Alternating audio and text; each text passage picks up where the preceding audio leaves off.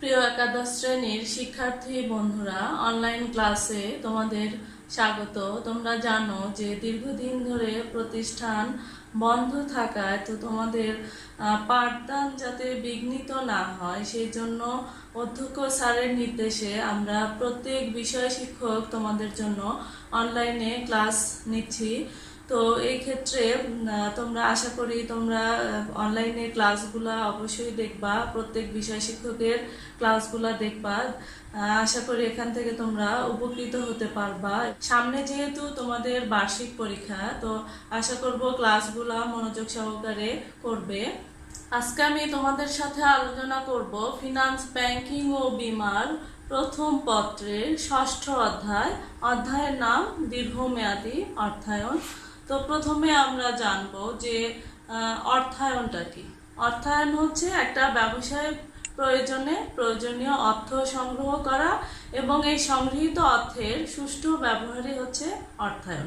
এখন আমরা জানবো যে দীর্ঘমেয়াদী অর্থায়নটা কি। সাধারণত একটা ব্যবসায় প্রতিষ্ঠানে 5 বছরের অধিক সময়ের জন্য যে অর্থায়ন করা হয় সেটাই হচ্ছে দীর্ঘমেয়াদী অর্থায়ন। অর্থাৎ একটা ব্যবসায় প্রতিষ্ঠানের দীর্ঘমেয়াদী সম্পদ যেমন আসবাবপত্র, যন্ত্রপাতি বা মেশিন ক্রয় সংক্রান্ত এইগুলা ক্রয়ের জন্য যে মূলধনের প্রয়োজন হয় সেটাই হচ্ছে কি দীর্ঘমেয়াদী অর্থায়ন। তো দীর্ঘমেয়াদী অর্থায়নে এখানে আমরা এখন প্রয়োজনীয় সূত্র সম্পর্কে জানবো। আমরা আজকে শিখব যে বন্ডের মূল্যায়ন সংক্রান্ত যে সূত্রগুলো আছে সেগুলো শিখব। তো তার আগে আমরা একটু জানি যে বন্ডটা কি। বন্ড হচ্ছে দীর্ঘমেয়াদী অর্থায়নের অন্যতম উৎস। অর্থাৎ হচ্ছে বন্ড দীর্ঘমেয়াদী ঋণের দলিল, যেটা বিক্রি করে কি করে কোম্পানি প্রয়োজনীয় তহবিল সংগ্রহ করে থাকে এবং এই বন্ডের সাধারণত ঋণের পরিমাণ, সুদের হার, পরিশোধের সময়কাল সহ আরো অন্যান্য বিষয় এখানে কি থাকে উল্লেখ থাকে। এটাই হচ্ছে বন্ড এবং এই বন্ডটা কোম্পানি চাইলে 3 ভাবে ইস্যু করতে পারে। সমমূল্যে ইস্যু করতে পারে, অর্থাৎ সমমূল্য বলতে বোঝায় যে যখন লিখিত মূল্যে বন্ডটা ইস্যু করবে, বন্ডের লিখিত মূল্য 1000 টাকা, 1000 টাকায় যখন বন্ডটা ইস্যু করবে সেটা হচ্ছে সমমূল্যে ইস্যু করা। আবার অধিহার বা প্রিমিয়াম সহ ইস্যু করতে পারে, বা বেশিতে ইস্যু করা বলতে বোঝায় যে যখন এই লিখিত মূল্যের থেকে বেশি মূল্যে কোম্পানি যখন বন্ডটা ইস্যু করবে সেটা হচ্ছে অধিহার বলা হয়। আবার কোম্পানি চাইলে অবহারেও ইস্যু করতে পারে, অবহার বা বাট্টা বা কমে ইস্যু করতে পারে। অর্থাৎ এই ক্ষেত্রে লিখিত মূল্যের থেকে যখন কম মূল্যে ইস্যু করা হবে সেটাই হচ্ছে অবহার। তো এই 3 ভাবে কোম্পানি চাইলে বন্ড ইস্যু করতে পারে। আমরা এখন জানবো যে বন্ডের মূল্যায়ন, অর্থাৎ বন্ডের বর্তমান মূল্য নির্ণয় কি। মূল্যায়ন বলতে কি বোঝায় যে কোনো কিছুর মূল্য নির্ণয় করা, আর বন্ডের মূল্যায়ন হচ্ছে যে বন্ডের বর্তমান মূল্য নির্ণয় করা। এবং এই বন্ডের বর্তমান মূল্যটা আমরা কিভাবে নির্ণয় করব। ধরো যে আমরা যখন কোনো বন্ডে বিনিয়োগ করব, তো সেই ক্ষেত্রে আমরা যখন কোনো বন্ডে অর্থ বিনিয়োগ করব, তো সেই ক্ষেত্রে 5 বছরের জন্য একটা বন্ডে অর্থ বিনিয়োগ করলাম। তো এই ক্ষেত্রে এই 5 বছর ধরে কোম্পানি আমাকে কি করবে, নির্দিষ্ট পরিমাণ সুদ দিবে এবং হচ্ছে 5 বছর শেষে, অর্থাৎ এই নির্দিষ্ট মেয়াদ শেষে কোম্পানি এই বন্ডের যে মূল্য দিয়ে আমি বন্ডটা কিনেছিলাম সেইটা আমাকে ফেরত দিবে। তো এই ক্ষেত্রে এই যে 5 বছর কোম্পানি আমাকে নির্দিষ্ট হারে সুদ দিল এবং হচ্ছে মেয়াদ শেষে বন্ডের অর্থ আমাকে পরিশোধ করলো, তো এই দুইটার আজকের মূল্য কত সেটা জানার জন্যই মূলত বন্ডের বর্তমান মূল্য নির্ণয় করতে হয়। তো এখন আমরা দেখব যে বন্ডের মূল্যায়ন সম্পর্কিত সূত্র কয়টা আছে। এখানে 4টা সূত্র আছে। এই 4টা সূত্রে তোমাদের অঙ্ক করতে হবে। তো প্রথমে আছে পরিশোধযোগ্য কুপন বন্ডের বর্তমান মূল্য। পরিশোধযোগ্য কুপন বন্ডের বর্তমান মূল্য নির্ণয়ের সূত্র হচ্ছে I × 1 - 1/1 + KT power n/KT + MV divided 1 plus KT power N. তো এখানে আই হচ্ছে সুদের পরিমাণ, কেটি হচ্ছে প্রয়োজনীয় আয়ের হার, এন হচ্ছে বছর বা সময়, এমভি হচ্ছে ম্যাচুরিটি ভ্যালু বা মেয়াদপূর্তির মূল্য বা পরিশোধিত মূল্য। তো এখন আমরা জানবো যে পরিশোধযোগ্য বা পরিশোধিত বন্ডটা কি। অর্থাৎ যে বন্ডের ক্ষেত্রে একটা নির্দিষ্ট মেয়াদ থাকবে বা হচ্ছে নির্দিষ্ট মেয়াদ শেষে বন্ডটা কোম্পানি ফেরত নেবে বা ফেরত দেওয়া যাবে, সেটাই হচ্ছে কি পরিশোধযোগ্য বন্ড। তো এরপরে 2 নম্বরে আছে অর্ধবার্ষিক সুদের ক্ষেত্রে পরিশোধযোগ্য কুপন বন্ডের বর্তমান মূল্য। এটাও পরিশোধিত বন্ড, কিন্তু যখন কোম্পানি সুদটা বার্ষিক ভিত্তিতে পরিশোধ না করে 6 মাস পর পর সুদ দিবে বা অর্ধবার্ষিক সুদ প্রদান করবে, তো সেই ক্ষেত্রে আমাদের এই সূত্রটা ব্যবহার করতে হবে। এবং দেখো, খেয়াল করো যে পরিশোধিত কুপন বন্ডের সূত্র এবং হচ্ছে এটার দুইটা সূত্র কিন্তু একই। এখানে শুধু পার্থক্য যে এখানে আমরা অর্ধবার্ষিক হইলে আমরা অর্থের সময়ের মূল্যতে কি শিখেছিলাম, সেখানে এম বের করা শিখেছিলাম। এম অর্থ কি, যে চক্রবৃদ্ধির সংখ্যা, অর্থাৎ বছরে কয়বার সুদ দিতে হয়।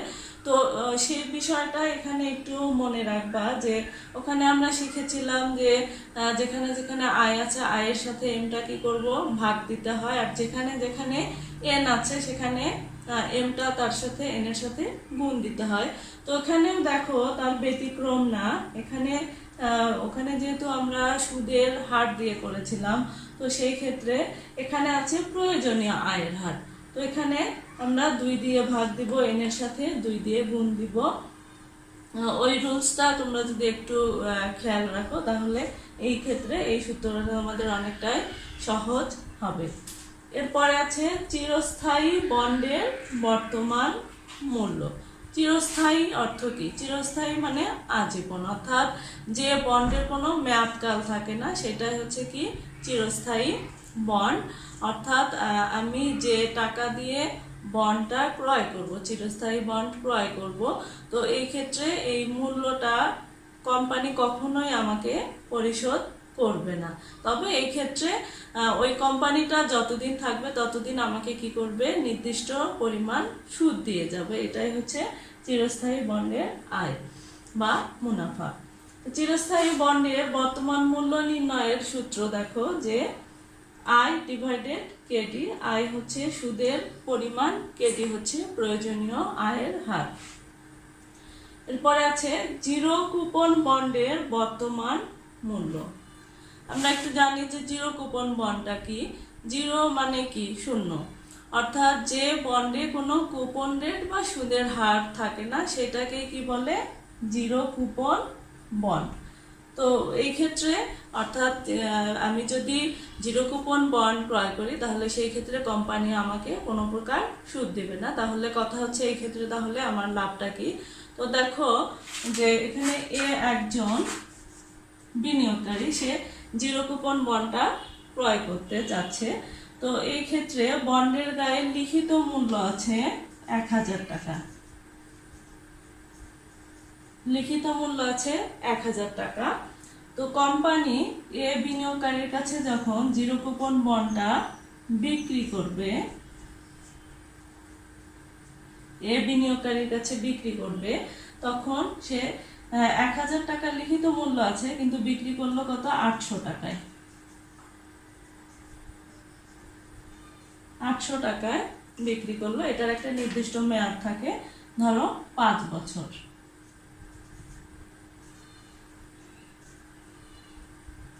5 বছর মেয়াদের জন্য বিনিয়োগকারীর কাছে 800 টাকায় জিরো কুপন বন্ড বিক্রি করা হলো।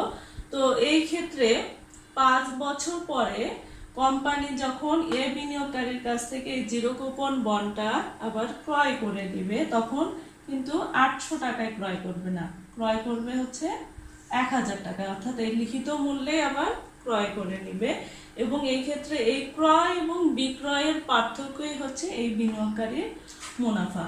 তাহলে বন্ডটার লিখিত মূল্য ছিল 1000 টাকা, বিনিয়োগকারী কিনেছিল কত, 800 টাকায়। তো এই ক্ষেত্রে যখন আবার 5 বছর পরে বন্ডটা ফেরত দেওয়া হচ্ছে, তো তখন কোম্পানি কিনতেছে আবার কত, 1000 টাকায়, অর্থাৎ এই 200 টাকাই হচ্ছে বিনিয়োগকারীর জিরো কুপন বন্ডের ক্ষেত্রে মুনাফা। এবং সূত্রের ক্ষেত্রে একটা বিষয় তোমাদেরকে যেটা বলি, আমি ক্লাসেও বলি, যে তোমরা দেখা যায় যে অঙ্কটাও ধরতে পারো বা কোন সূত্র হবে সেটাও লিখতে পারো, কিন্তু সূত্রটা ভুল লিখো। তো সূত্র যদি ভুল হয় তাহলে কিন্তু তোমার পুরো অঙ্কটাই ভুল হয়ে যাবে। তো এই ক্ষেত্রে একটা অধ্যায় শুরু করার আগে তোমাকে সূত্র ভালোভাবে রপ্ত করতে হবে, কারণ তুমি সূত্র জানলে এরপরে অঙ্কের যদি প্রয়োগটা তুমি ভালোভাবে শিখো তাহলে কিন্তু তোমার অঙ্কটা সঠিকভাবে তুমি করতে পারবা। তো এই জন্য সূত্রটা আগে ভালোভাবে তোমাদের পড়তে হবে। তো এখন আমরা এই বন্ডের মূল্যায়ন সম্পর্কিত একটা অঙ্ক শিখব। দেখো আমি এখানে একটা অঙ্ক লিখছি যে জনাব রফিক একজন চাকরিজীবী, তিনি পুঁজিবাজারে বিনিয়োগ করতে আগ্রহী। নিম্নে এ ও বি কোম্পানি কর্তৃক ইস্যুকৃত বন্ডের বিবরণ দেওয়া আছে। এখানে এ একটা কোম্পানি, বি একটা কোম্পানি, এবং এগুলা বিবরণ দেওয়া আছে। বন্ডের লিখিত মূল্য দেওয়া আছে, কুপন রেট দুইটা কোম্পানির দেওয়া আছে, মেয়াদ দেওয়া আছে, এ কোম্পানির মেয়াদ দেওয়া আছে, বি কোম্পানির কোনো মেয়াদ দেওয়া নাই। প্রয়োজনীয় আয়ের হার, এ কোম্পানির 12%, বি কোম্পানির 16%। বর্তমান বাজার মূল্য, এ কোম্পানির 1100 টাকা, বি কোম্পানির 900 টাকা, অর্থাৎ এ কোম্পানির বন্ডটা বর্তমানে বাজারে বিক্রি হচ্ছে কত টাকায়, 1100 টাকায়, আর বি কোম্পানির বন্ডটা বর্তমানে বাজারে বিক্রি হচ্ছে 900 টাকায়।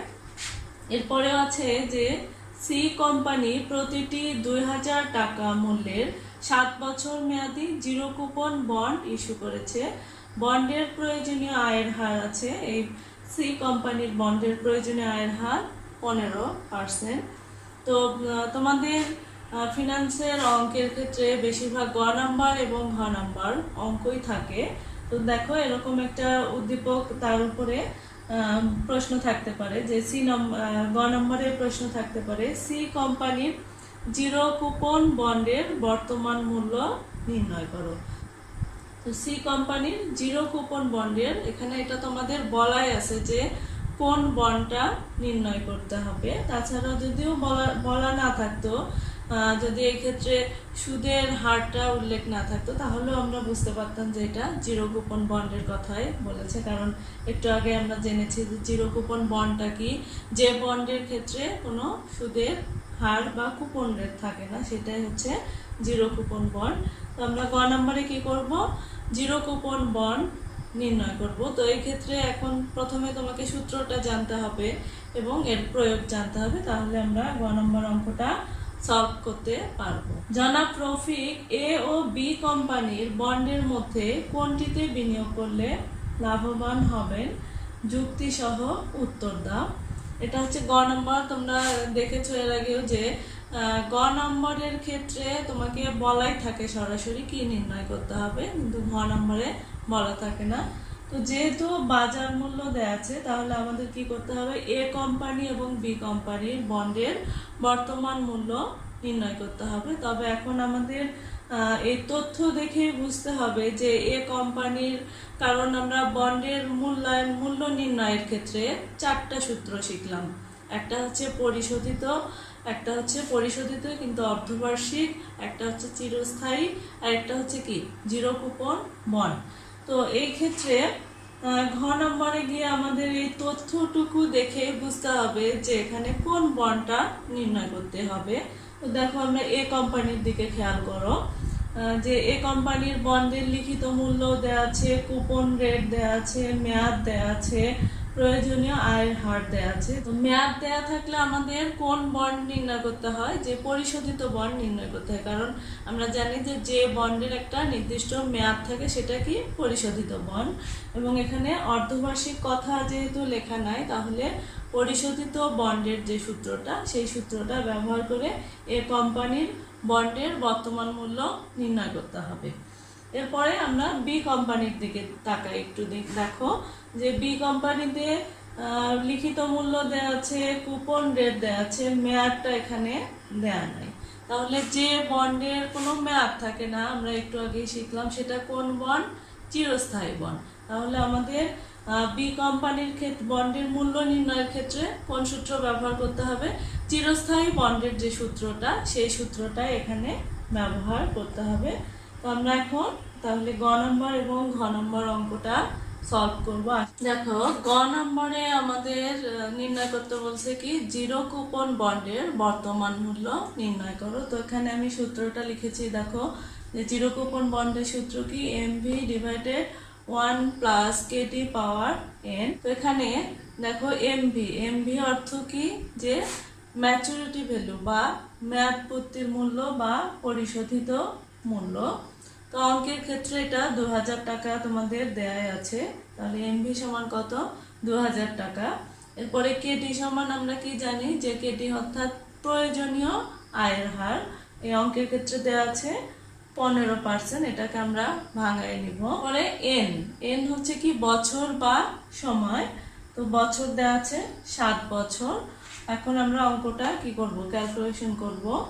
তো এখানে মান বসানোর পরে দেখো যে এটাকে কি করব, 1.15 এটাকে যোগ করে 7 দিয়ে কি করব, পাওয়ার করলে আমাদের আসে 2.66 এবং 2000কে ভাগ দিলে আমাদের আসে 752 টাকা।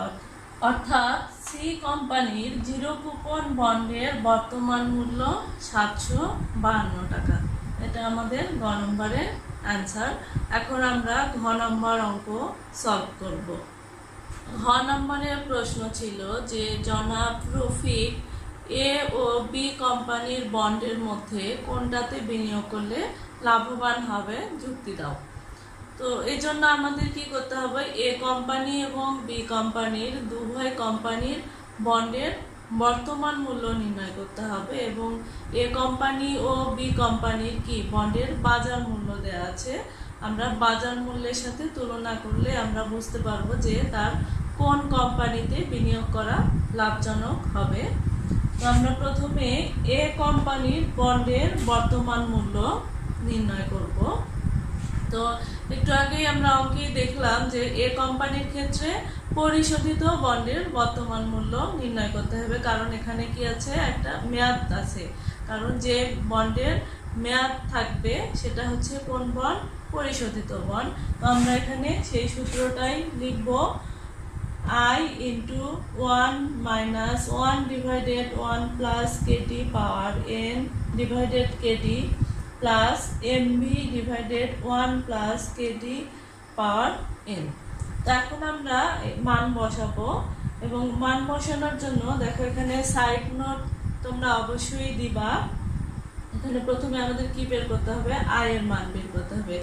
এই আয় সমান হচ্ছে কি, সুদের পরিমাণ, সুদের হার না, সুদের হারটা কি শতকরায় থাকে, আর সুদের পরিমাণটা সেটা হচ্ছে টাকায় প্রকাশ করতে হয়। তো এই জন্য আমরা সুদের পরিমাণটা কি করব, বের করে নিব। তো এখানে আমাদের একটা বিষয় খেয়াল রাখবো যে সুদের পরিমাণটা সবসময় লিখিত মূল্যের উপরে কাটতে হয়, ঠিক আছে?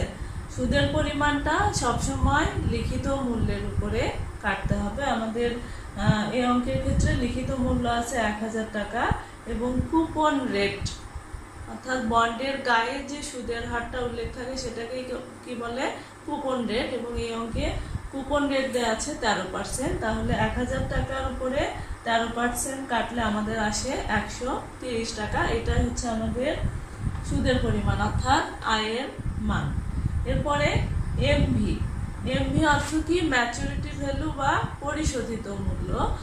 তবে এই অঙ্কের ক্ষেত্রে যেহেতু পরিশোধিত মূল্য আলাদা করে দেয়া নাই, একটা বিষয় খেয়াল রাখবা যে যখন পরিশোধিত মূল্য বা মেয়াদপূর্তির মূল্য আলাদা করে দেয়া থাকবে না, তখন এমভি সমান আমরা কি করব, লিখিত মূল্যকে এমভি ধরবো। অর্থাৎ এখানে মনে করা হয় যে লিখিত মূল্যে বন্ডটা আবার কি করা হয়েছে, বিক্রি করা হয়েছে।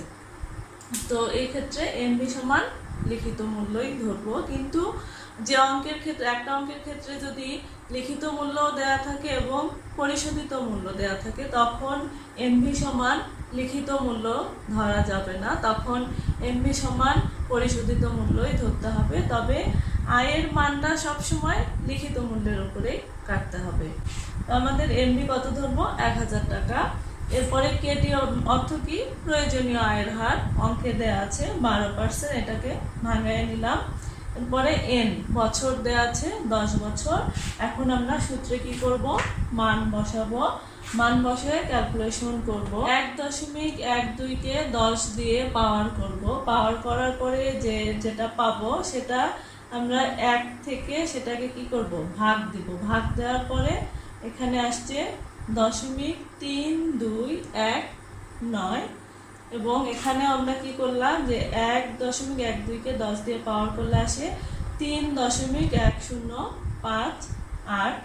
এর পরের লাইনে দেখো যে 1 থেকে কি করলাম, এটা কি করেছি মাইনাস করলে আমাদের আসে 0.6781, এটাকে 0.12 দিয়ে ভাগ দিব। ভাগ দিয়ে যেটা আসবে সেটা আমরা 130-এর সাথে কি করব? গুণ দিব। গুণ দিলে আমাদের আসে 735 টাকা। এবং হচ্ছে এখানে দেখো যে 1000-কে এটা 3.1058 দ্বারা ভাগ দিব। ভাগ দিলে আমাদের আসে 322। এই দুইটা যোগ দিব। যোগ দিলে আমাদের আসে 1057 টাকা। অর্থাৎ এ কোম্পানির বন্ডের বর্তমান মূল্য আমরা পাইলাম হচ্ছে 1057 টাকা। তো এখন আমরা বি কোম্পানির বন্ডের বর্তমান মূল্য নির্ণয় করব, তারপর মন্তব্য দিতে পারবো। দেখো এখন আমরা বি কোম্পানির বন্ডের বর্তমান মূল্য নির্ণয় করব। তো বি কোম্পানির বন্ডের বর্তমান মূল্য নির্ণয়ের সূত্র কোন সূত্র হবে? এখানে চিরস্থায়ী বন্ড হবে, কারণ এখানে আমরা জানি যে বন্ডের কোনো মেয়াদ থাকে না, সেটাই কি চিরস্থায়ী বন্ড। তো বি কোম্পানির ক্ষেত্রে বন্ডের কোনো মেয়াদ দেয়া নাই, এই জন্য এটা চিরস্থায়ী বন্ডের সূত্র ব্যবহার করতে হবে। তো চিরস্থায়ী বন্ডের সূত্র কি? I divided Katie. আই হচ্ছে সুদের পরিমাণ, অর্থাৎ এখানেও একই নিয়ম যে সুদের পরিমাণটা লিখিত মূল্যের উপরে কাটতে হবে। লিখিত মূল্য আছে 1000 টাকা এবং হচ্ছে কুপন রেট আছে 16%। 160 টাকা হচ্ছে সুদের পরিমাণ অর্থাৎ আয়ের মান। এরপরে কেটি অর্থাৎ প্রয়োজনীয় আয়ের হার দেওয়া আছে 16%, এটাকে ভাঙায় নিব। আমাদের বি কোম্পানির বন্ডের বর্তমান মূল্য আসলো 1000 টাকা। এখন আমরা এ কোম্পানির এবং বি কোম্পানির বন্ডের বর্তমান মূল্যের সাথে বাজার মূল্যের কি করব? তুলনা করব, এবং তুলনা করার মাধ্যমে আমরা বলতে পারবো যে জনাব রফিকের জন্য কোন কোম্পানির বন্ডে বিনিয়োগ করলে লাভ হবে। এখানে দেখো যে এ কোম্পানির বর্তমান মূল্য বের করেছি আমরা কত? 1057 টাকা। বি কোম্পানির বর্তমান মূল্য পাইলাম 1000 টাকা।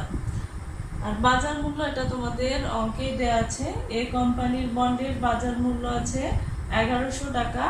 বি কোম্পানির বন্ডের বাজার মূল্য দেয়া আছে 900 টাকা। তো এখন দেখো যে এ কোম্পানির বন্ডটা বাজারে বিক্রি হচ্ছে কত টাকায়? 1100 টাকায়। কিন্তু আমরা যেহেতু বন্ডের বর্তমান মূল্য নির্ণয় করতে জানি যে আসলে অ্যাকচুয়ালি ওই বন্ডের মূল্যটা কত হওয়া উচিত। বন্ডটার মূল্য হওয়া উচিত 1057 টাকা, কিন্তু বাজারে সেটা তার চেয়ে কি বেশি দামে বিক্রি হচ্ছে। তো আমি যেহেতু দাম জানি, তো সেটার থেকে যদি বাজারে বেশি দামে বিক্রি হয় তাহলে কি সেই বন্ডটা ক্রয় করলে আমার জন্য লাভ হবে? লাভ হবে না, অবশ্যই কি হবে? ক্ষতি হবে। সবসময় বাজার মূল্যের সাথে তুলনা করব। যদি বাজার মূল্য থেকে বর্তমান মূল্য কম হয় তাহলে আমরা কি করব? ওই বন্ডটা ক্রয় করব না, কারণ বর্তমান মূল্য বা অন্তর্নিহিত মূল্য আসলে ওই বন্ডটার প্রকৃত মূল্য হওয়া উচিত 1057 টাকা, কিন্তু বাজারে সেটা কি বেশি দামে বিক্রি হচ্ছে, তাহলে আমি সেই বন্ডটা ক্রয় করব না। এই বন্ডটা ক্রয় করলে আমার ক্ষতি হবে। এরপরে দেখো যে বি কোম্পানির ক্ষেত্রে যে বন্ডের বর্তমান মূল্য হচ্ছে 1000 টাকা, অর্থাৎ এই বন্ডটার মূল্য হওয়া উচিত 1000 টাকা, কিন্তু সেটা বাজারে বিক্রি হচ্ছে কত টাকায়? 900 টাকায়, অর্থাৎ কম দামে বিক্রি হচ্ছে। তো যখন কম দামে বিক্রি হচ্ছে তাহলে সেটা ক্রয় করলে অবশ্যই কি হবে, আমার জন্য লাভজনক হবে। তাহলে আমরা মন্তব্য দিতে পারবো এইভাবে যে এ কোম্পানির বন্ডের বাজার মূল্য কত টাকা, 1100 টাকা, যা বন্ডের বর্তমান মূল্য 1057 টাকা থেকে কি বেশি। অর্থাৎ এ কোম্পানির বন্ডে বিনিয়োগ করলে ক্ষতি হবে কত টাকা, 43 টাকা। 1100 থেকে 1057 বাদ দিয়ে দেখাবো। আবার বি কোম্পানির বন্ডের বাজার মূল্য কত আছে, 900 টাকা, যেটা বন্ডের বর্তমান মূল্য 1000 টাকা থেকে কি কম। অর্থাৎ বি কোম্পানির বন্ডটা ক্রয় করলে কি হবে, লাভ হবে 100 টাকা। অর্থাৎ জনাব রফিকের বি কোম্পানির বন্ডে বিনিয়োগ করা লাভজনক হবে। এভাবে তোমরা মন্তব্য দিতে পারো। তো আশা করি আজকের ক্লাসে যে অঙ্ক বা সূত্র আমরা শিখলাম তোমরা বুঝতে পেরেছো। তো তোমরা ভালো থাকো, সুস্থ থাকো। আল্লাহ হাফেজ।